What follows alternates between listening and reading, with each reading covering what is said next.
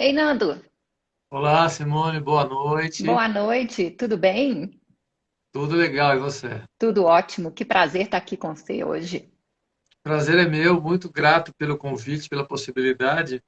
Eu me sinto mal de falar tudo bem. Eu comecei a usar o Caetano Veloso, que fala tudo certo como dois e dois são cinco. Ainda mais no atual momento, né? Pois é, tudo certo como dois e dois são cinco. Mas eu vou, né? Claro, eu entendo. Exatamente, a gente vai levando, a gente vai levando. Sim, sim. Então, Nando, olha só, não sei se você sabe, mas essa é a nossa primeira live da Xingu Health. Uau, Então, puxa, que estou honra. assim super honrada de ter o prazer de conhecer e conversar com você hoje à noite.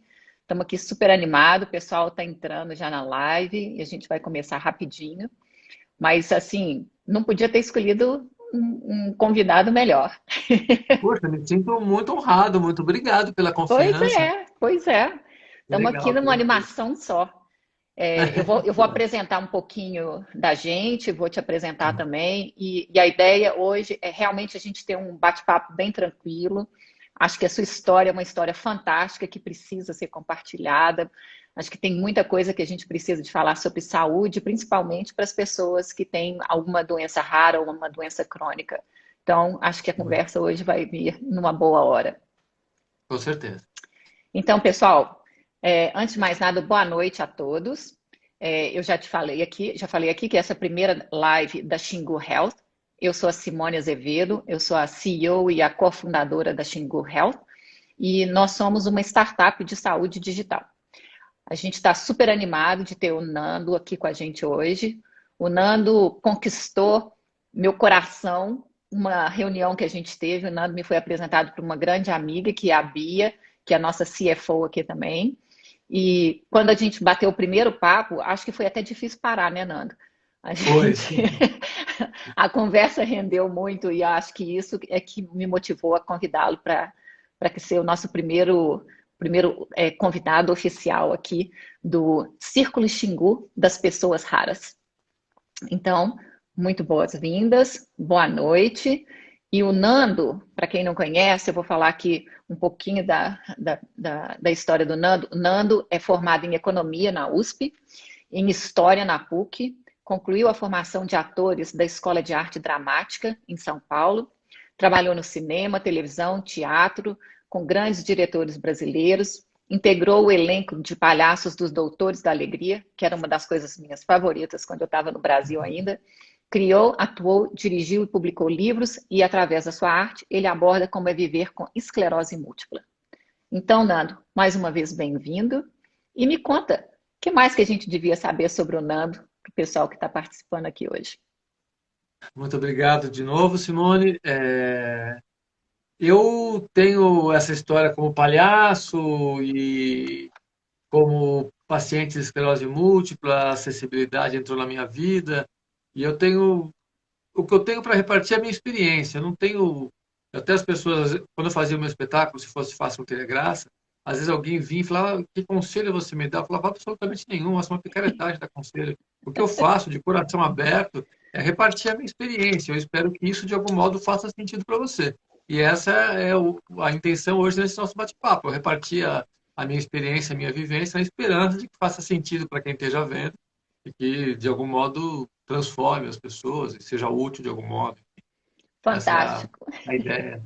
fantástico. Você sabe que essa coisa de repartir é uma coisa que, durante muito tempo na minha vida, eu ficava pensando, né? Sempre aquela coisa, a gente trabalha para a empresa, e aí você fala assim, você vai repartir, mas e aí o concorrente?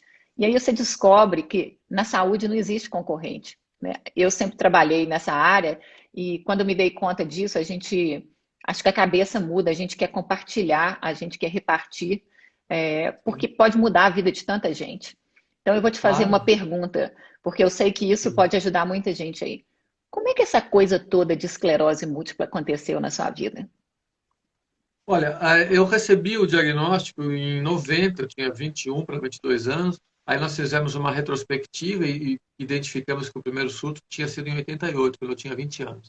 Então, o diagnóstico formal, no meu caso, foi em 90, com 21, 22. E foi um diagnóstico rápido, de um modo geral é um pouco controverso, no meu caso foi rápido. Mas eu digo que o diagnóstico formal foi rápido. Porque até eu entender o que significava aquilo, é uma ficha que está caindo até hoje. Porque o meu médico falou que eu sofria de esclerose múltipla, eu nunca tinha ouvido falar, isso era 90, não tinha internet como tem hoje. Aí ele falou que era uma doença que se manifestava na forma de surtos. Quando eu tivesse novos surtos, bastaria eu tomar um remédio à base de cortisona. Eu achei que era uma coisa muito simples, tipo uma faringite, né? Sem problema, toma um remédio e acabou. E fui voltar para minha viagem, estava fora do Brasil viajando, trabalhando, estudando. Não dei a menor bola para isso. Não foi um diagnóstico que me impactou. Ele foi me impactando. Depois eu fiquei sabendo que na época dos meus pais e tal, vim saber isso agora, recentemente.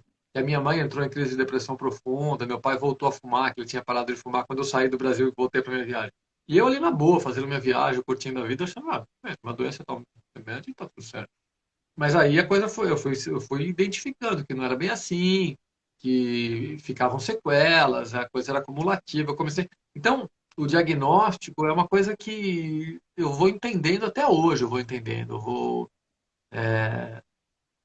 me ajeitando nesse lugar, né? Eu vou aprendendo como não funciona. É um processo de aprendizado ininterrupto, né? Porque ela é progressiva, enfim, ela vai mudando as formas, mas então é uma coisa que você passa a conviver com ela, né? Uhum, uhum, E esse modo como eu convivo foi se transformando ao longo do tempo, né? À medida que, nesse primeiro momento de total, não tô nem aí, tá tudo certo, isso não é nada. Aí, quando eu identifiquei as sequelas, essa coisa toda teve um espanto, né, para mim. Eu tinha esse momento do espanto, eu devia ter uns 23, 24. A coisa que eu mais gostava de fazer era jogar futebol, eu não conseguia mais jogar. Eu falei, cara, não é possível. Não está acontecendo comigo.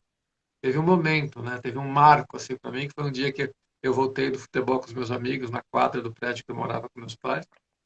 Deitei no carpete do quarto do meu irmão, porque era onde ficava o som, e comecei a chorar. Falei, cara, isso não está acontecendo. Eu não consigo jogar mais futebol. E talvez, se isso aqui for piorar, porque quando falam que isso aqui piora, vai chegar um momento no qual eu não vou nem sequer jogar. Não é que eu vou jogar mal. Isso não está acontecendo. Pô, eu sou um cara legal. Isso não está acontecendo. E me deu uma sensação de que eu estava vivendo um pesadelo, né? E aí eu estava ouvindo a Elis Regina no show de Montreux, e quando ela canta Maria Maria, mas é preciso ter força, é preciso ter raça. Aí meu choro continuou, mas ele virou de um choro de quase desespero para um choro de é isso aí, vamos ganhar de virada. Eu sou corintiano, brasileiro, então tem essa coisa de vencer. Então isso acabou virando um ritualzinho para mim, de uhum. momentos que fica um pouco pesado, eu vou lá, boto a Elis, preciso ter força, preciso ter raça e tal. Então ela foi passando por esses momentos todos, né, de é uma coisa nova o tempo todo, né? As pessoas, como é que é ter esse cara? Não, eu tô sabendo a cada dia é novo, tudo muito diferente, né? Você não... Hoje eu falo, puxa vida, eu reclamava que eu jogava mal, que coisa absurda, né, bicho? Eu sou um porro. Hoje eu fico muito tempo meu na cadeira de rodas, eu uso bengala canadense, mas metade do dia eu tô na cadeira de rodas, porque eu reclamava que eu jogava mal, né? Puxa vida. E você vai aprendendo, né? Vai se adaptando, vai se Uhum, moldando uhum. as perspectivas que as limitações vão te colocando. Nando, eu acho que eu lembro muito bem dessa parte, quando a gente conversou e você tocou nesse assunto agora de novo. Quer dizer, quando acontece um diagnóstico desse, não é um diagnóstico só para quem está recebendo o diagnóstico, é um diagnóstico para toda a família. Né? E você me Sim. contou a história da sua mãe, como é que foi o processo que se É. descobriu muito tempo depois. Eu acho que seria super legal você contar isso também para as pessoas, até porque eu lembro muito, conversando com as pessoas com doenças raras, né, enquanto eu estava trabalhando nessa área, que sempre tinha aquela preocupação com o que, que acontece com a família. E quando não tem outra pessoa na família afetada por aquela doença, como é que você equilibra isso tudo? Então, conta para a gente um pouquinho como é que foi a Sim, relação para sua família, né, para todo mundo que sim, estava perto. sim. Sim, eu conto, mas antes de contar, eu quero fazer, né, uma observação que essa foi o modo como a minha família vivenciou. Isso não é uma regra, isso não é um modelo, né? Uhum, Enfim, as pessoas são diferentes, são singulares e cada um reage de um jeito. Na minha casa, eu sempre tive um apoio muito, muito, muito intenso de pai, mãe, de irmão, de não, vamos fazer tratamento, vamos buscar te ajudar, tudo mais. Sempre uma atitude solidária de ajuda. Eu vim a saber dessa crise que meu pai e minha mãe tiveram quando eu voltei muito tempo depois. É muito legal, eu acho que é muito importante esse apoio da família, essa solidariedade. É gozado, eu tinha uma senhora que trabalhava na minha casa, Ela entrou antes do meu irmão mais velho nascer, era tipo vó para mim, né? E quando eu estava com a esclerose, eu comecei a namorar uma menina e ela veio toda preocupada. Ai, Fio, ela me chamava de Fio. Ai, Fio, e essa moça, ela sabe que você tem essa doença? Eu falei, sabe? E tudo, eu falei, tudo bem, Deta, tá tudo certo. Tinha uma preocupação assim, de como as pessoas vão reagir e tudo mais. É E, verdade. e então, eu tive essa experiência de muita solidariedade dentro da minha família, de muita solidariedade, mas tem os senões. Muita solidariedade o tempo todo, muito amor, muita ajuda, essa coisa toda. Mas eu trago algumas reflexões que eu faço com relação a isso, que muitas vezes eu acho que existe uma dificuldade de lidar por parte da família com um ente querido seu e tal, que está com umas limitações dessa, né? Então, isso não é só na família, é de um modo geral. Às vezes as pessoas querem ajudar, é muito bacana. Mas como ajuda? Às vezes não Uhum. quero que me ajude, não precisa me ajudar. Claro, é um limite muito tênue, é difícil, não é uma coisa fácil, não é uma coisa simples de estipular. E eu fui fazer uma vez um trabalho sobre esclerose múltipla lá em São Paulo, e eu cheguei numa van e eu falei, cara, essa é a posição. A pessoa abriu a porta e falou assim, oi, tudo bem? Como eu posso te ajudar? É isso. Como eu posso te Que ajudar? Se, legal. ó, para eu descer eu não preciso. Agora lá eu vou precisar daqui. E eu falei isso hoje para minha companheira. Ela dá, como eu posso ajudar, bicho? Eu não preciso. Ah, deixa que eu faça isso. Não, mas isso eu faço. Ah, você é orgulhoso. Não, não sou orgulhoso, mas então existe esse lugar da família, que é um lugar muito delicado, repleto de amor e tal, evidente, mas que eu acho que é importante. Eu estou trazendo aqui porque eu acho que é importante das pessoas pensarem de ajuda. Claro que é necessária, mas muitas vezes eu sou chamado de orgulhoso. O Nando é orgulhoso. Eu falei, gente, não sou orgulhoso, mas eu preciso. Ah, quer que eu faça para você abrir isso aqui? Não, isso aqui funciona para mim como uma fisioterapia para minha mão. Ah, você não deixa eu fazer nada. Mas para isso eu não preciso. Então, Uhum. eu acho que é um aprendizado que as pessoas, os pacientes, têm que ter com as famílias, de encontrar esse meio termo, esse lugar, esse ponto ideal entre a ajuda, a necessidade de ajuda, o oferecimento de ajuda e o ponto no qual, não, eu não quero ajuda porque eu sou orgulhoso, não, porque eu quero me exercitar, entendeu? Se eu passar para você abotoar a camisa para mim, vai ser mais rápido, mas eu vou perder a oportunidade de fazer uma terapia ocupacional aqui do botão. Então me deixa fazer isso, né? Isso é fantástico. Olha, você sabe que eu não, até então eu não tinha escutado uma outra pessoa falando dessa maneira, de como é que você é, dá boas-vindas, você integra a família, né, no seu processo, porque eu lembro quando eu me casei pela segunda vez, meu pai estava vindo do Brasil aqui para os Estados Unidos, onde eu moro, para o casamento. E meu pai tinha uma dificuldade muito grande de locomoção e a gente, assim, extremamente preocupado. Será que a gente faz uma rampa de acesso para ele? Como é que vai ter uma cadeira de roda? O que que faz e tal, não sei o quê. E na hora que chegou aqui, ele falou: não, só me ajuda a subir a escada. Agora que você está me falando isso, faz o Sim. maior sentido para mim. Mas na época, eu falei, será que o papai não está fazendo mais do que precisava? Será que ele não está se esforçando? A gente aqui oferecendo e tal, né? Aquela confusão na cabeça, assim. Fantástico, acho que isso aí tem muito a ver, é uma grande recomendação e Como eu posso repartir, né? ajudar para mim? Foi, assim, e foi uma coisa de uns 5 anos que eu tive isso. Eu falei, é isso. Como eu posso ajudar? Às vezes, a pessoa, eu tenho muito comprometida a minha própria percepção, né? A sua Aham. percepção do seu corpo no espaço, para as pessoas que não estão acostumadas com esse termo. E às vezes a pessoa vem me ajudar e ela segura no meu braço, falou, não me segura, por favor, me atrapalha. Ai, você é muito chato. Não é, cara, a minha própria percepção é atrapalhada. Então, se a pessoa segura no meu braço, isso me desestrutura, me desequilibra. Ah, então você não quer que eu te segure porque você é orgulhoso? Não, porque efetivamente me atrapalha. A minha própria percepção é confusa. Uhum. Então, a hora que você me segura, você me atrapalha. Eu sei que a intenção é ótima de me ajudar, mas está me atrapalhando por causa de um sintoma da esclerose, que é a própria Uhum. percepção comprometida. Né? Tive esse papo hoje com a Hélida, com a minha companheira. Teve uma hora que ela veio puxar aqui. Eu falei, não, por favor, não me segura. Ai, não, não, não, não, me atrapalha. Eu me perco no espaço, eu não consigo entender onde é que está meu corpo no espaço. Então, assim, eu acho que a chave é conversa, né? Diálogo, chegar e falar, ó, isso não é. Mas eu próprio não encontrei até o dia que a pessoa falou, como eu posso te ajudar? Eu falei, é isso. É isso. Como eu posso te ajudar? Impressionante. E eu acho que É. tem a ver até um ponto que eu queria tocar com você. A gente sabe que quando tem esclerose múltipla, outras doenças raras, tem um monte de coisa que as pessoas não sabem, né? Então, e com isso tem muito mito, tem muita coisa que as pessoas se sentem até mesmo desconfortáveis para perguntarem e tal. O que te vem na cabeça quando você pensa assim, eu queria que todo mundo soubesse que isso é mito, isso não acontece. Ou então, olha, talvez seja isso, né? A ajuda que é boa para mim, eu preciso te explicar como que é.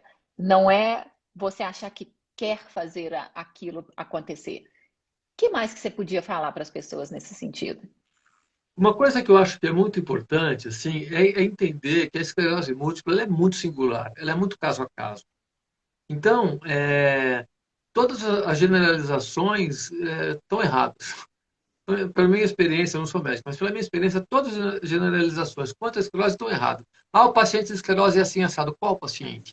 Em qual estado que ele está? Em qual fase da doença? É um processo, né? A doença é um processo, ela é progressiva. Eu sei de histórias de gente que teve 3 surtos, não teve nunca mais nada. E Uhum, gente que depois de 2 meses, depois de 2 anos, estava na cama. uhum, Então é tudo muito, muito particular, é muito singular. Eu acho que isso é uma coisa, porque eu acho que quando a pessoa recebe o diagnóstico, tem alguém com diagnóstico, vai procurar informações e tudo mais, e ver determinadas coisas, fala, então, comigo vai ser assim, ou com essa pessoa querida vai ser assim. Não sabemos. Pode uhum, ser que sim, pode ser que não. Não só pela questão dos medicamentos que estão avançando, não só por isso, mas pelo fato de que ela se manifesta de formas diferentes em cada pessoa. É muito uhum, singular. Eu uhum, acho isso é uma coisa muito importante das pessoas terem muito claro. Quando eu fazia o espetáculo, se fosse fácil não teria graça, é um espetáculo no qual eu contava a minha trajetória e depois eu tinha escrito um livro e eu vendi o livro no final do espetáculo e as pessoas vinham conversar comigo para pedir autógrafo e tal. E muitas vezes vinham pacientes de esclerose. O espetáculo era para o público em geral, mas tinha pacientes de esclerose. E a primeira coisa que eu já logo me adiantava a falar, quando a pessoa se aproximava e via que ela tinha esclerose, ela falava assim: Olha, eu não sou você amanhã, tá? Não olha. Para dizer isso, cara, o jeito que eu estou, porque eu já estava com bengala, cara, o cara vai assustar. Eu não sou você amanhã, a gente não sabe. Pode ser que, não falava, mas pode ser que você fique pior, pode ser que você fique melhor, pode ser que não tenha nada, pode ser que depois, pode ser que tenha remédio mais para frente que você.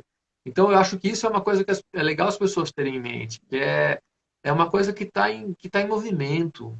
Não só a questão dos tratamentos, como as singularidades, né? A relação entre os pacientes e a doença, a coisa toda, ela é muito. Eu aprendi, né? Porque eu vi a pessoa. Eu lembro quando eu fui fazer um teste para carteira de motorista especial, eu fugi do primeiro teste que eu fui fazer. E quando eu cheguei lá, assim, chegava anão, cadeirante, nego de muleta, e eu ainda não usava nada. Aí eu fugi, eu falei, não sou dessa turma, eu não sou daqui, essa aqui não é a minha turma. E fui embora, não fiz o teste, né? E então você acaba projetando, eu vou ficar assim. Não uhum. necessariamente. No fim, eu até fiquei, hoje eu estou na cadeira de rodas, mas até o estar na cadeira de rodas é diferente do que eu imaginava que era estar na cadeira de rodas. Tudo é muito. Tem um texto lá do Guimarães Rosa, no Grande Sertão Veredas, que ele fala: tudo é e não é. E eu acho isso fantástico. E isso se serve muito aqui. Tudo é e não é. Tá em cadeira de rodas é horror? É e não é. Meu filho um dia falou: ai, papai, que pena que você tem que usar cadeira de rodas. Eu, não, que bom, bicho. Se eu não tivesse cadeira, eu não ia poder andar. Eu ia ficar parado numa ia ser mais difícil. Que bom que tem cadeira de rodas, mas que pena. Ainda Ô, bem que Nando, tem. então eu vou te falar uma coisa. Conta de novo aquilo que você descreveu para mim quando você abraçou a cadeira de rodas. Porque eu lembro de você, da gente, naquele primeiro papo nosso, na hora que você falou o que você descobriu da sua casa. E aquilo me É, marcou muito, eu acho que é uma coisa importante também. sim. Eu falo que eu falo muito, eu vou pegar um pouco antes para contar essa história. E no meu espetáculo, eu digo que eu acabei aprendendo pelo convívio com a esclerose múltipla que muitas vezes, uma coisa que nós encaramos como um problema pode ser uma solução e não um problema. Então, no espetáculo, eu conto a história da bengala. Quando eu tive que começar a usar bengala no palco, eu falei, cara, mas isso é um absurdo, como é que eu vou usar bengala? Não faz sentido. E eu comecei a usar a bengala e foi ótimo. Eu falei, gente, por que eu sofri tanto para usar essa bengala? Pô, ela me ajuda, ela não é um problema, ela é uma solução. Aí da bengala convencional, eu passei a usar a bengala canadense, que é aquela que tem uma abraçadeira aqui. Depois eu passei a usar 2 bengalas canadenses. E eu tinha um pouco um receio de ter que usar cadeira de rodas, porque eu tinha uma impressão que, assim, se eu for para cadeira de rodas, eu não saio nunca mais. Porque vai ficar mais cômodo, essa coisa toda. E aí o meu neuro falou, poxa, mas não, você... Enfim, ele começou a argumentar o tanto de melhoras, facilidades que eu poderia ter e tudo mais, e eu resolvi, tá, beleza, vamos fazer a cadeira de rodas. E logo que eu comecei a usar a cadeira de rodas na minha casa, eu falei, Hélida, minha companheira, eu ganhei uma casa nova, bicho. Porque com as cadeiras, com as bengalas canadenses, eu ando olhando para o chão. Porque a bengala canadense, se eu pego um lugar molhado, úmido, uma folha, a bengala escorrega, eu caio. Eu caí e fraturei o fêmur desse jeito. Então eu Uhum. ando olhando para o chão. Então eu conhecia muito bem o chão da minha casa. A hora que eu peguei a cadeira de rodas, eu pude olhar para cima, eu pude olhar para frente. Eu falei, cara, olha aqui, uau! Mais do que o olhar, eu pude frequentar espaços da minha casa, porque com as bengalas canadenses, eu ficava cansado. Então eu tinha um trajeto do meu quarto para minha sala, da sala para a garagem.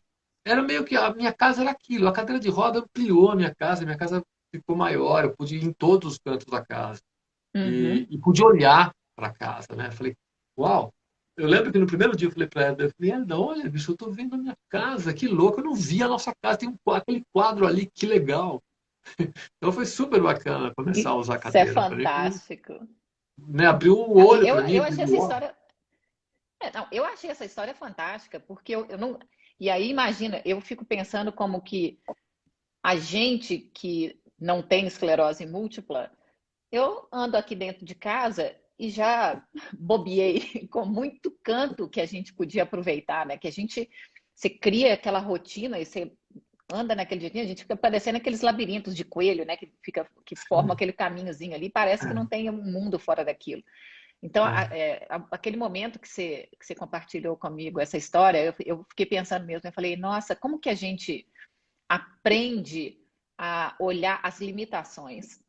E você falou isso comigo, né? Que como é que tem todo um mundo de oportunidade e eu acho que você, mais do que ninguém que eu conheço, explorou muito essa parte. Então, eu queria te pedir até mesmo para contar um pouquinho da sua jornada de tratamento, porque eu lembro você me contar. sim.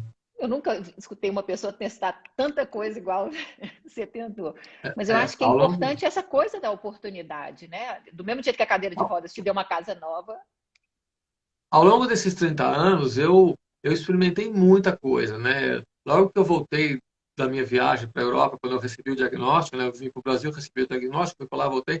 Eu fui procurar um médico antroposófico, porque eu falei, poxa vida, essa doença é uma doença autoimune, sou eu que me ataco, eu devo estar levando uma vida muito errada, eu quero uma medicina mais holística e tal. Eu fui para a antroposofia. Eu me tratava com alopatia. E aí eu tive uma experiência muito legal, mas teve um momento que eu estava fazendo um espetáculo, eu estava tendo uma crise, que pegaram as minhas pernas, eu caí em cena, e o meu médico antroposófico não queria entrar com corticóide, eu já tinha tomado corticóide, eu sabia o milagre que era. E eu já, naquela época, nesse momento da crise, eu não conseguia mais guiar meu carro, meu pai tinha que me levar para o teatro, e, cara, que horror. Aí eu falei, quer saber de uma coisa? Eu tomava injeção de Decadron. Eu vou tomar. Eu tomei o Decadron, de manhã, à tarde eu estava andando. Eu falei, não, então, aí também começou um outro olhar meu com relação ao tratamento e à medicina. Eu falei, cara, sou eu que vou conduzir meu tratamento. A antroposofia é super legal, meu médico é muito bacana, mas, bicho, o cara não quis me dar o remédio. Para mim foi horroroso essa experiência. Aí, então, eu larguei a antroposofia, que é uma medicina super legal, não estou falando mal dela, estou contando essa experiência. Sempre preocupado com ter um tratamento de fundo, um tratamento mais holístico, que pegasse um pouco de tudo, porque eu ficava muito encanado com o fato de ser uma doença autoimune e tal.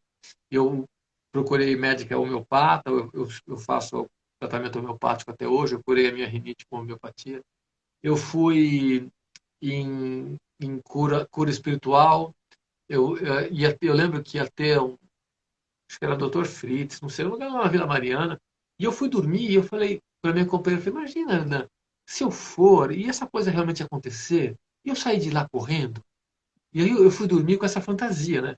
Eu fui lá no dia seguinte, cheguei às 5 da manhã, uma fila enorme, um monte de gente e tal. Aí chegou o sujeito lá, fez qualquer coisa lá, passei o dia lá, foi um mico tremendo. Fiz tratamento com um suposto médico que trabalhava com ervas, um fitoterapeuta. Porque as pessoas começam a te dar muitas dicas, elas sabem, aí Uhum. fala, tem um fitoterapeuta em Salto que faz coisa que eu fui lá no fitoterapeuta de Salto, né, que é uma cidade aqui perto de Itu, eu morava em São Paulo ainda, e comecei a fazer o tratamento e comecei a melhorar muito. eu caminhava, eu fazia ensaio do espetáculo Jogando no Quintal, que era um espetáculo de improvisação de palhaços, e tinha um trabalho corporal bem puxado. Eu ia para o ensaio de ônibus, ficava 4 horas ensaiando, voltava de ônibus super bem. Aí eu tive um problema, eu fui no meu neurologista, assim que eu entrei no consultório, ele falou, você está fazendo uso de corticóide. Eu falei, não. Eu falei, tá, você está com o rosto inchado de corticóide. Na hora ele identificou. E aí eu estava com um problema, eu tive uma meningite herpética e tive necrose no joelho. Ele falou, tudo isso é do corticóide. Se você quiser, eu contei que eu estava fazendo tratamento Uhum. supostamente fitoterápico. Ele falou, se você quiser mandar para Adolfo Lutz, você manda, mas eu te garanto que está tomando corticóide.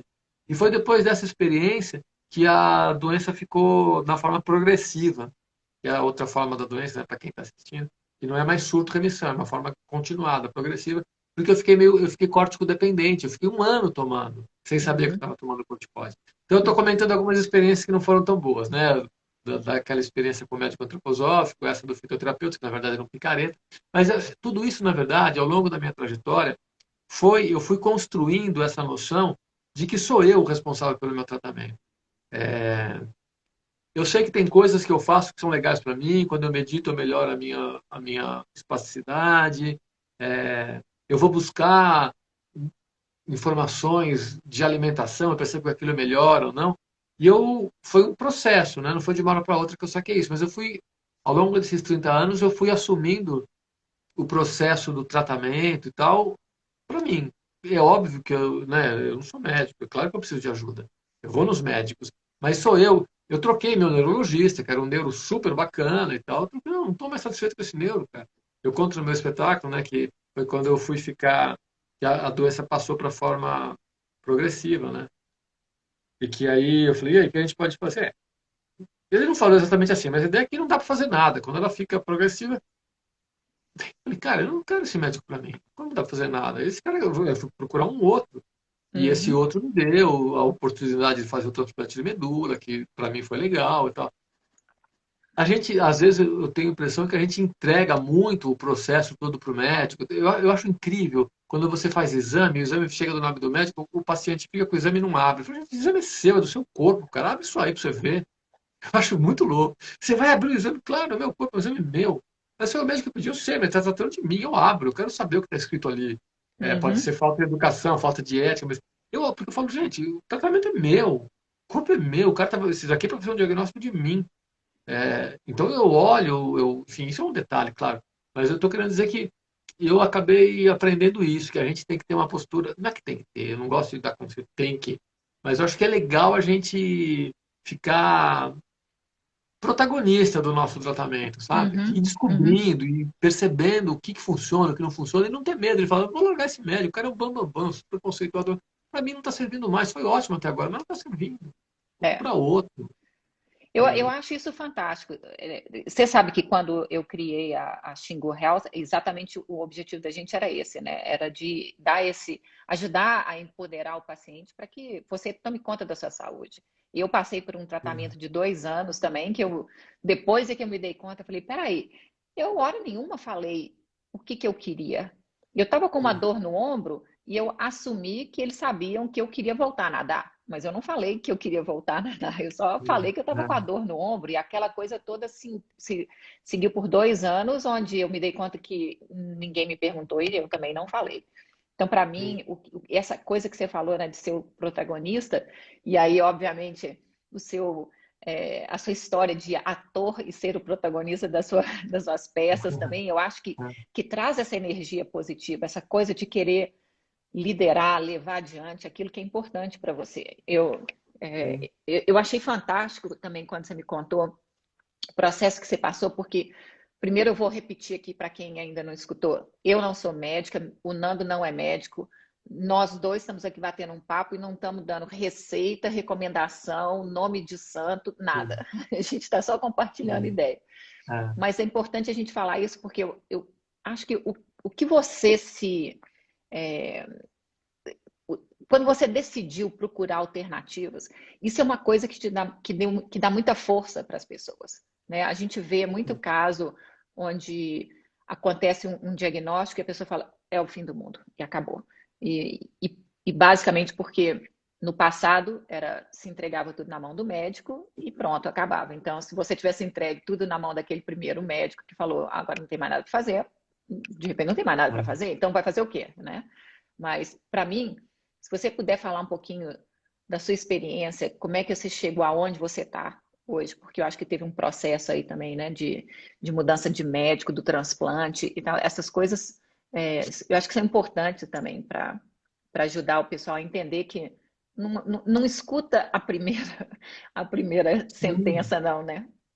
sim, não só não escuta a primeira sentença, como, voltando no papo do tudo é e não é, é, você vai aprendendo a conviver, a se relacionar com essa nova, que já não é mais nova, né? Com essa perspectiva, com essa contingência da sua vida. E às vezes as pessoas falam assim para mim: ah, que legal que você consegue superar, a sua história é uma história de superação. Eu falo: não é de superação, eu não superei. Superar se eu levantasse aqui e saísse correndo, eu não superei. Uhum, Na verdade, eu fui aprendendo a conviver e a.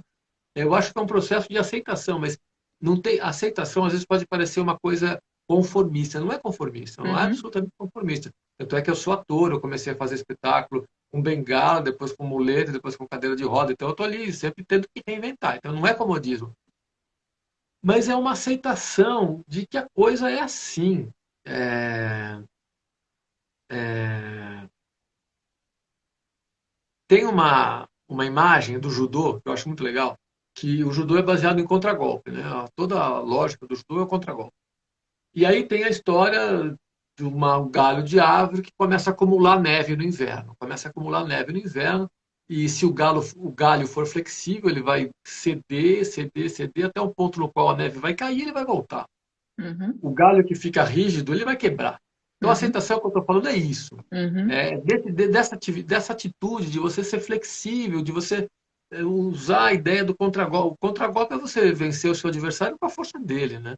Então, isso é um pouco um modo que eu percebo que eu me relacionei com a esclerose, não que eu tenha determinado isso como um norte para mim. É olhando para a minha história, eu percebo que foi assim. Em nenhum momento eu falei, vou fazer isso, vou dar contragolpe. Não. Olhando para a minha história, eu percebo. Então, eu tive toda essa adaptação do ponto de vista profissional como ator. Eu comecei a ter dificuldade de fazer meu trabalho de ator convencional, porque eu começava a ter os meus personagens, né, o espectro de personagens que eu poderia trabalhar muito limitados pela minha questão física e tudo mais, quando eu descobri a palhaçada. Aí eu falei, pô, aqui no palhaço é legal, porque o cara atrapalhando, que tropeça, que cai, que não consegue levantar, é engraçado, é bom, serve para o palhaço. Aí eu fui para o palhaço. Aí eu comecei a fazer trabalho com bengala, e foi um drama. Poxa vida, eu vou usar bengala, isso que eu já falei. Depois bengala, cadeira de roda, essa coisa toda. Eu fui me moldando essa nova, essas novas perspectivas, essas novas realidades. E aí, uma coisa que também as pessoas, vou falar de outra coisa, mas está nisso aqui ainda. Que as uhum, pessoas perguntam, esclerose tem cura, não tem, não sei o que lá. Depende do que a gente pensa que é cura. Eu também comecei a ver que a cura tem várias possibilidades do que é cura. Então, assim, acabar com as limitações físicas, né, com os sintomas clínicos que eu tenho, não consigo, não consegui, né? Então, não. uhum, Mas a cura não necessariamente é isso. A cura é o modo como você se relaciona com isso. Então, uhum, por exemplo, quando eu fiz o espetáculo Se Fosse Fácil Não Teria Graça, muita gente, muita mesmo, quando acabava o espetáculo, vinha falar comigo e dava depoimentos do tipo assim, cara, mudou a minha vida assistir esse espetáculo. Eu sou um cara agora diferente do que eu fui antes de ver esse espetáculo. uhum, Muitas pessoas vinham falar isso para mim. uhum, Daí eu falei, cara, isso é uma cura para mim. Porque eu sempre fui o cara que, por conta da esclerose, precisei da ajuda do outro. Eu sempre me coloquei na posição passiva da solidariedade, do amor ao próximo. Eu sou o que recebe isso. E eu falei, eu agora no meu espetáculo, eu estou dando isso para as pessoas. Eu passei a ser quem está emprestando solidariedade com as pessoas. Eu falei, isso é uma cura, eu inverti o meu papel. Eu agora, as pessoas vêm aqui e elas dizem, me transformei, cara, você me mudou. Eu entrei, cheguei aqui de um jeito, estou saindo de outro. Muito obrigado. Muitas pessoas falam isso para mim. Isso é uma cura para mim. uhum, Nesse sentido mais abrangente da coisa toda, né? Que tem a ver com isso que eu estou falando, de como você se relaciona com os sintomas, como você se relaciona com a realidade de você estar com essa doença. No livro Um Palhaço na Boca do Vulcão que eu escrevi, eu falo que durante muito tempo eu tinha uma fantasia de que existia, de que eu era uma versão degenerada de mim mesmo. Que Uhum, existia um outro Nando Bolognese que não tinha esclerose múltipla. Esse era o verdadeiro Nando. Que eu uhum, seria uma versão degenerada de mim mesmo. uhum, E depois de um dia, num dia não, mas né? Depois de muito tempo, caiu a ficha. Eu falei, cara, não existe esse Nando sem esclerose. Isso é uma fantasia da sua cabeça, cara. Você é isso. Você é esse cara com essas limitações. É, mas que são limitações por um lado, mas por outro não são. A hora que eu uhum, faço espetáculo, as pessoas vêm falar comigo, isso é uma limitação? Não é, isso é libertador, isso é incrível, isso é ter poder curativo com as pessoas. Como espetáculo de teatro que eu queria fazer era transformar as pessoas, e eu consegui fazer um espetáculo contando a minha história com esclerose múltipla. Então eu falo, uau, é um processo de cura, né? É, E, to- Nando, todo, não, pode continuar. não, é falar que todos esses aprendizados que vêm, então, é um processo que não acaba nunca. E aí pode até parecer esquisito, mas em alguma instância, eu sou grato por ter a esclerose. Por quê? Porque eu sou quem eu sou hoje por causa disso. Eu não sou, Uhum, não existe o Nando Sen, eu sou isso, entendeu? Eu sou esse cara. É uma uhum, aceitação de quem você é, de autoconhecimento. Eu falo, cara, eu sou isso. Então, eu odeio ter isso. Não, calma, odeio ter. Você é isso, entendeu? Eu sou esse cara que é assim. uhum. É um processo demorado e tal de elaboração. Assim, à medida que você vai é, conseguindo elaborar isso e ter essas sacadas, ter esses insights, e falar, eu sou assim, não existe o Nando sem esclerose. Você não é a versão degenerada de ninguém, cara. Você é a única versão de você, não tem outra. Você Uhum. ficava fantasiando, como eu seria se não tivesse a esclerose? Eu tenho. Sei como eu seria. Talvez eu tivesse saído correndo e um carro tivesse me atropelado, eu não sei. Uhum, uhum. Sei como eu seria. Não existe essa versão. Né?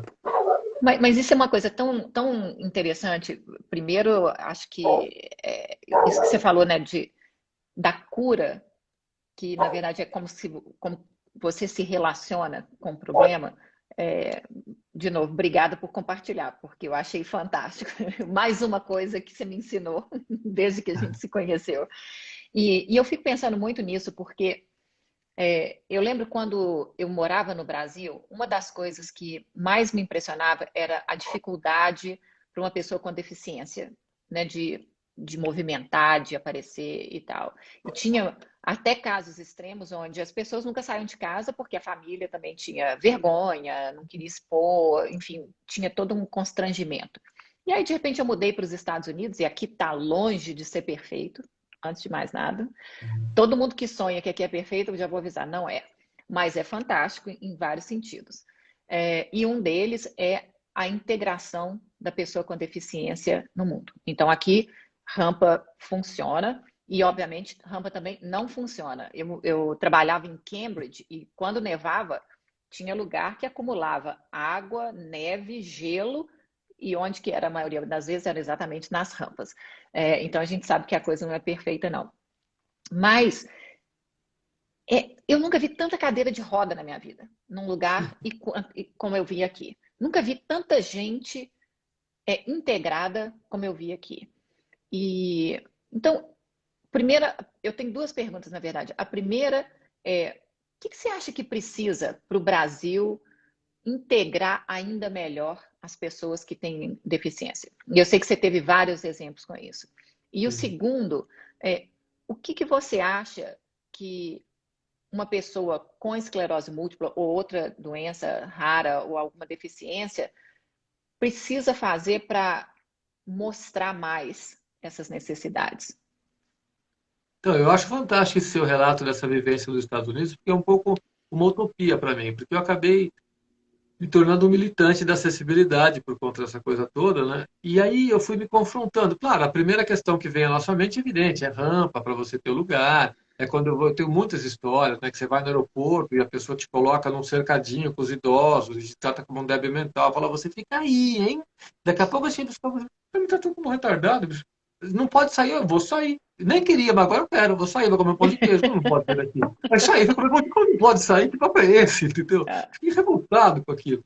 Então, claro, tem todas essas questões que precisam de banheiro. Então, você chega no bar, eu queria ir no banheiro. Ah, o senhor vai ter. Não, eu não vou ter que ir nada, bicho, eu quero ir no banheiro aqui. É, mas é que nós não temos, o senhor vai ter que. Cara, eu não tenho que ir nada, vocês têm que ter um banheiro para atender todo mundo. Eu quero ter. uhum, Então, tem essa questão que é a primeira abordagem da acessibilidade, mas com esse tempo todo que eu tenho vivenciado essas questões, eu comecei a elaborar que existe um aspecto um pouco mais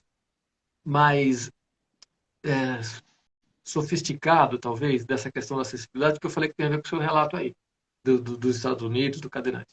Porque sempre me incomodar, todos os termos me incomodam. uhum, Portador de necessidade especial, deficiente físico, tudo me incomoda. E me uhum, incomoda porque todos esses termos se prestam para discriminar. uhum, Ah, não estou atribuindo um fator negativo. Discriminar, você discrimina. Esses são assim, esses aqui, vocês. É um processo discriminatório. E me incomoda muito isso. Eu fico pensando, falo, cara, a humanidade só sobrevive enquanto espécie por causa da diversidade. uhum, A diversidade é a nossa grande diferença.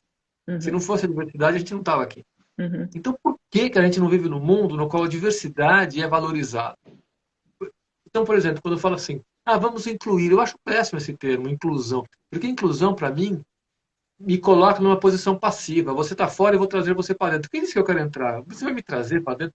Incluir coloca o deficiente num lugar passivo, numa coisa que me incomoda. Então, para mim, a utopia da acessibilidade, que eu penso hoje em dia, que é mais do que rampa, como eu estava dizendo, é essa elaboração de toda a comunidade, né, da humanidade, que é uma coisa que vai demorar, tudo mais, porque são processos, de ter essa muito claro e ter essa vivência, como você apontou aí nos Estados Unidos que tem mais, da valorização da diversidade, não da uhum. discriminação da diversidade. E aí não é só para o cadeirante, é para tudo, né? Para negro, para tudo, né?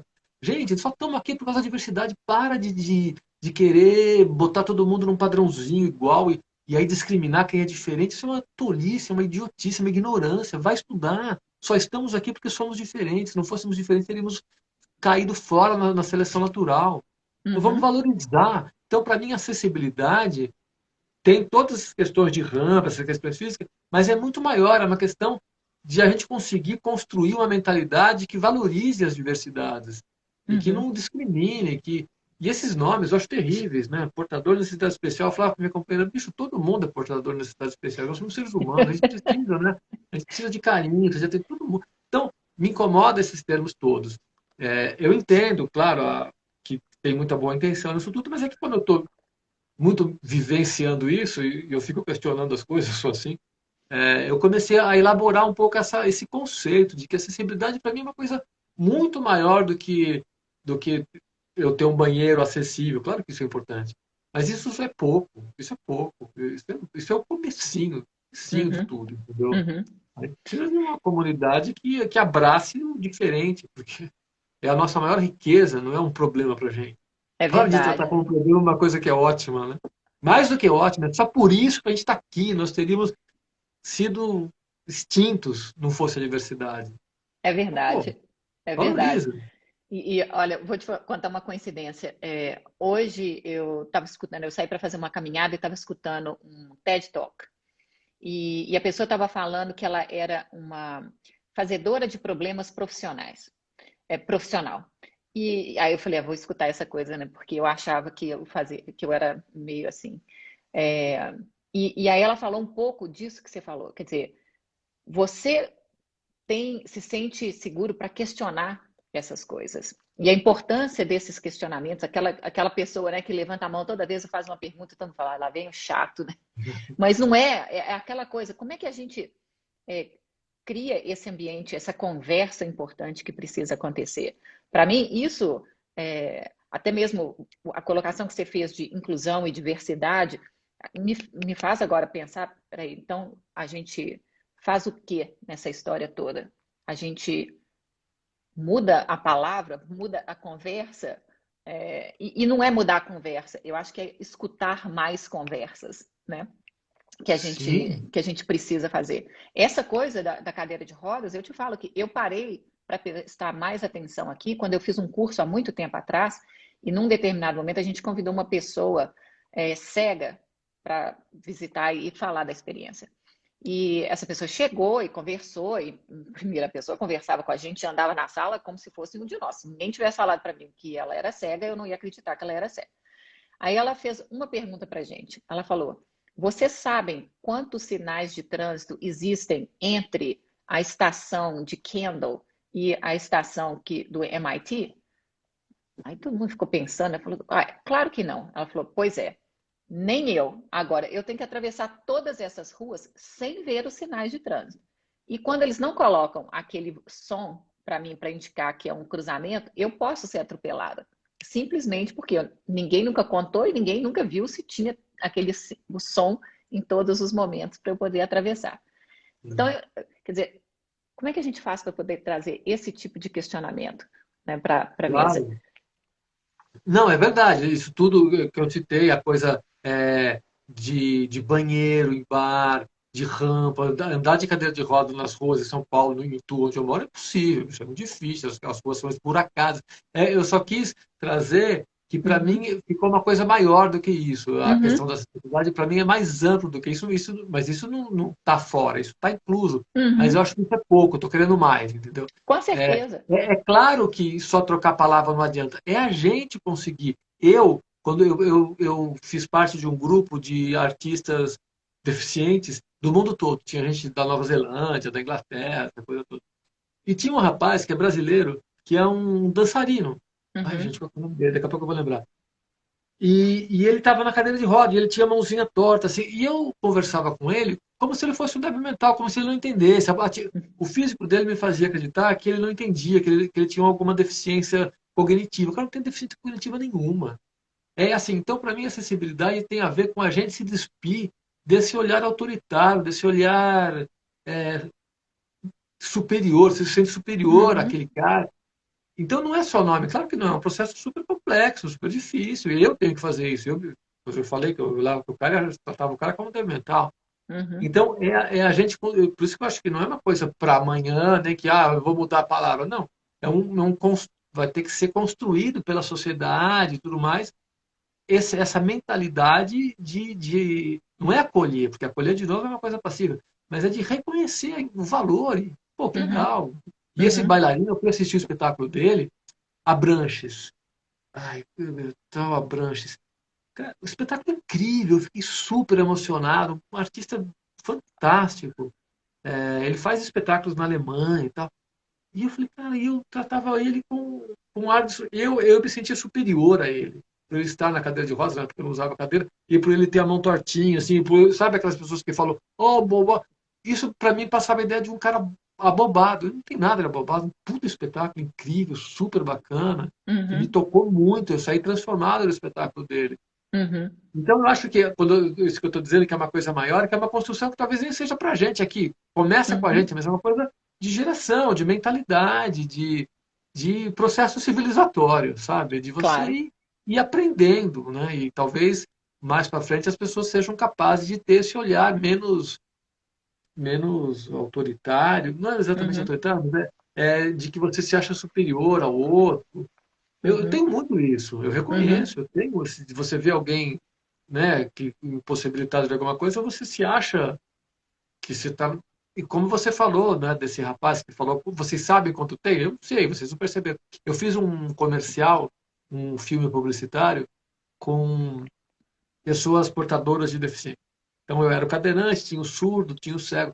Aí ia começar a gravação, o cara falava, rodando, rodando câmera, rodando som. Aí o surdo, o cego, falava assim, não vai dar, vai passar uma moto. Passava a moto. Aí, tava rodando, rodando câmera, rodando som. Não dá, tá vindo um avião. A gente não ouvia, ele estava ouvindo o avião, porque né, o cara era cego, então claro. ele tinha a audição mais aguçada. E ficou todo mundo impressionado com isso, entendeu? Então, o cara perde de um lado, ele ganha de outro, ele vai desenvolvendo outras coisas, né? Então, Uhum, a gente tem essa, não sei se é humildade, se é generosidade, sei lá o que que é, de sacar que existem muitas outras talentos e possibilidades e potências, né? E que o fato do cara estar privado de um sentido não o torna menos interessante, menos capaz, menos admirável, pior do que eu. Então, a acessibilidade, para mim, envolve tudo isso, sabe? Eu acho que tem que ter uma abertura, né, para o diferente. Eu acho Sim. que isso tem me ajudado muito a ver o mundo de maneira diferente. É, eu trabalhei muitos anos numa empresa que eu falo que a gente tinha tanto propósito que a gente esqueceu o mundo de fora, sabe? Assim, era uma coisa que absorvia tanto a gente num sentido extremamente positivo, mas que ao mesmo tempo não deixava a gente ver muito o que era diferente ali daquilo que a Sim. gente vivia todo dia. E eu acho que essa é uma coisa super importante. E engraçado que eu li um artigo hoje também, fizeram um estudo sobre a inteligência, os cães que são gênios. É, eu falei, cara, isso deve ser uma coisa bem legal. E aí, obviamente, chegaram à conclusão que o primeiro estudo que foi feito, eles falaram assim, descobriram acho que era um border collie, uma coisa assim. Ele aprendeu 1.022 palavras. O que significa um Uau. cachorro aprender 1.022 palavras? Eles nomearam objetos, brinquedos e tal, não sei o quê, e esse cachorro conseguia identificar 1.022. Você falava a palavra, ele ia lá e buscava aquele certinho e trazia de novo. Aí chegaram à conclusão, primeiro falaram assim, não, vai ver que é essa raça. Aí chegaram à conclusão que não era a raça. Aí chegaram à conclusão que os cães têm mais ou menos o que a gente vê no ser humano. O que é? Tem um Einstein, não tem 50 mil Einsteins no mundo. E Uhum. gente igual ao Einstein não vai ser inteligente como ele. Então tem alguma coisa a mais. Mas aí chegaram à conclusão, inicialmente, de que os cachorros super inteligentes eram aqueles que aprendiam as palavras. Até que uma outra pesquisadora falou assim: mas e o cachorro que consegue achar comida no meio do latão de lixo mais rápido que os outros? Esse talvez seja o gênio que vai sobreviver e não o que sabe trazer o brinquedo com o nome.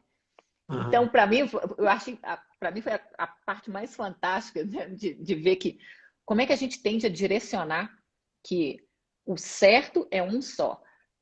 Então, para Lógico. ser inteligente, você tem que ser perfeito fisicamente. Quer dizer, uma coisa não tem nada a ver com a outra, Sim, né? sim, sim. Então, essa abertura para aprender mais. E aí vou cutucar um pouquinho uma coisa, porque você fala, né, da gente ter essa conversa toda, das coisas precisarem mudar, mas eu lembro também de você me contar da legislação que não deixa você ser recompensado por um cargo que você deveria ter tido, que não teve, porque é uma coisa que ficou parada no tempo 50 anos atrás, ou coisa assim. Fala um pouquinho disso para a gente, porque daqui a pouco o nosso tempo vai acabar Sim, aqui, mas eu acho sim. que é importante exatamente falar É. essas coisas, né? Como é que Sim, é super. não estão, as mudanças não necessariamente estão acompanhando tudo, né? Não, com certeza não estão. Eu, por conta das minhas dificuldades físicas, eu achei, antes de eu fazer o Se Fosse Fácil Não Teria Graça, antes de fazer espetáculo com cadeira de rodas, eu achei que eu não ia conseguir mais trabalhar nos palcos. Então, como eu estudei economia, eu falei, vou desenterrar aquele diploma e vou mudar de profissão, porque ganhar dinheiro, não tenho, juntei, não tenho dinheiro. Aí eu fui prestar um concurso público para auditor fiscal tributário no município de São Paulo. Falei, gente, eu fui palhaço a vida toda, ator, você auditor fiscal, como é que vai ser essa mudança na minha vida? Mas tudo bem, eu vou ter salário, eu vou ter férias, eu vou ter 13º, eu achava que eu ia ter aposentadoria. Pô, vai ser legal. E fui estudar, fui aprovado e perdi a vaga na perícia médica. Ah, você tem esclerose múltipla? Sim, eu tenho, por isso que eu estou aqui fazendo. Senão eu continuava nos palcos. E perdi a vaga. Isso foi em 2003, não, 2013. E, e é surreal, né? Porque tem toda uma legislação, inclusive mundial, falando de acessibilidade, falando do direito ao trabalho, que parece que é tudo tão óbvio, mas na hora que você entra no mundo jurídico, faz do Kafka um cara super ingênuo, porque é tudo muito, muito louco, e muito cheio de questões absurdas. E fala, gente, acessibilidade que a gente estava falando, direito ao trabalho, como eu não posso trabalhar porque eu tenho esclerose, eu não fiz concurso para bombeiro, eu fiz concurso para auditor fiscal, vou trabalhar sentado, vou usar a cabeça, né? E perdi a vaga, e uma amiga minha, que da época da escola, que é advogada, pegou a causa, super bacana, foi super generosa, não me cobrou nada. E isso foi em 2013, né? Portanto, são 8 anos. Ganhei agora, em maio. Vou assumir. Mas, como eu falei do Kafka ingênuo, né, o juiz determinou que eu assumisse imediatamente. Aí, a juíza de primeira instância, que recebeu essa ordem do juiz de segunda instância, deu prosseguimento, depois de quase um mês de receber, né, a coisa ficou um mês parada lá, que eu assuma em 60 dias úteis. Gente, imediatamente, 60 dias úteis. E nós estamos aqui na pandemia, estou sem trabalho, porque eu sou ator, e como 60 dias úteis? Eu preciso trabalhar, gente. Vocês já me deixaram 8 anos esperando, agora vai me dar 60 dias úteis, que inferno, né? E para todo mundo que eu contava, eu falava, gente, mas é um absurdo, e é mesmo um absurdo, mas eu vivenciei. Eu fiquei 8 anos sem trabalhar nesse cargo, e aí eu tive que me reinventar e tudo mais, mas. E eu falo, e eu quis, eu pleiteei que eu recebesse esses 8 anos. Eu falei, gente, eu não pude trabalhar, vocês me paguem então pelos 8 anos.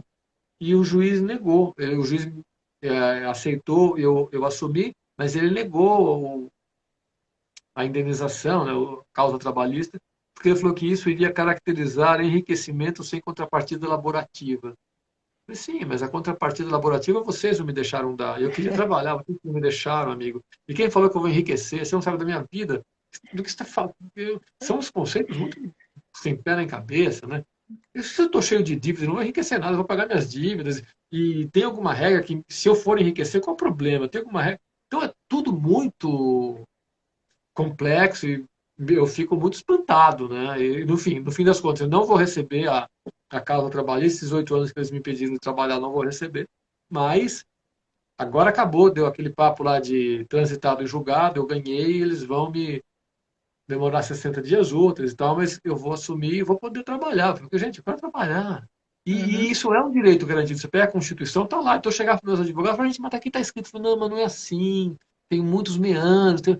E aí o mundo do direito tem, né, se perde em labirintos muito malucos. Porque é Uhum. óbvio, para todo mundo é óbvio, né? Você tem direito ao Uhum. trabalho. Uhum. Acabou. Com Mas não, tem certeza. muitos meandros. Então, e eu sinto que, como você falou dos Estados Unidos, não é normal e tal, não é perfeito, mas aqui eu acho que a gente tem muito mais a caminhar. Uhum. Nesse grupo aí que eu te falei de artistas do mundo todo que eu participei, teve uma atriz inglesa, uma performer inglesa, que ela falou: lá na Inglaterra, a gente considera os espaços públicos portadores de deficiência, não as pessoas. Os espaços Uhum. que não são adaptados para receber as pessoas são espaços de deficiência, não as pessoas. Uhum. Uau, que legal, né? Então, aqui a Legal. gente tem muita trilha ainda para Muita percorrer. coisa Mas para é, mas frente. é uma visão muito bacana, né? Uhum. É o espaço que não está, que não é capaz de receber as pessoas. Ele que é o deficiente, não somos nós. Com certeza, com Mas isso é uma certeza. coisa de cultura, né? Que é uma coisa que tem que ser construída, né? É, a gente tem que brigar todo dia, fazer Sim. a parte da gente também, né? Quebrar um Ah, pouquinho ah. disso. E, enfim, acho que o que você trouxe hoje para a gente é o compromisso, né? De estar aberto para coisas novas, para a gente escutar a opinião dos outros. Eu acho que se a gente puder reforçar isso e ver as pessoas realmente se curando da maneira como Sim. você sugeriu, acho que essa coisa de relacionamento que você trouxe, do compartilhamento das suas experiências, é isso que a gente precisa no mundo. Então, eu queria agradecer demais toda a sua história, seu tempo aqui com a gente. Eu sei que hoje você andou meio febril, então, olha, de coração, super obrigada pelo tempo e pela participação. E não sei se você quer dizer mais alguma coisa. Quero. Então, eu agradeço você também, foi um prazer. Eu vou falar rápido, que eu estou com medo que desligue. Que eu acho que a proposta da Xingu me ajudaria muito Uhum, nesse processo todo de ser o protagonista do meu processo de cura. uhum, Porque é muito tempo, né? A gente acaba se perdendo. E você ter um lugar onde você consegue juntar essas informações todas e ter ali, e ter tudo registrado. Eu falei, puxa vida, quando a gente conversou, eu falei, cara, isso é muito legal. uhum. É uma ferramenta que eu acho muito, muito interessante, muito útil nesse sentido de ajudar as pessoas a serem protagonistas do seu processo e tal, né? Então, poxa vida, eu fico muito feliz de poder participar, porque eu acho muito bacana essa proposta de vocês. Estou na Obrigada. torcida para que a coisa, né, levante, voe, que dê super certo, porque a ideia é muito legal, é muito, Super muito, puxa obrigada. vida. Eu que A gente agradeço. quer fazer isso e está fazendo de coração. Quem ainda não usa Xingu, o aplicativo é gratuito. A gente quer mesmo é que a saúde seja colocada em primeiro lugar. Então se cuidem, porque acho que é Sim, assim que a gente pode transformar o mundo, né? sim. Sim.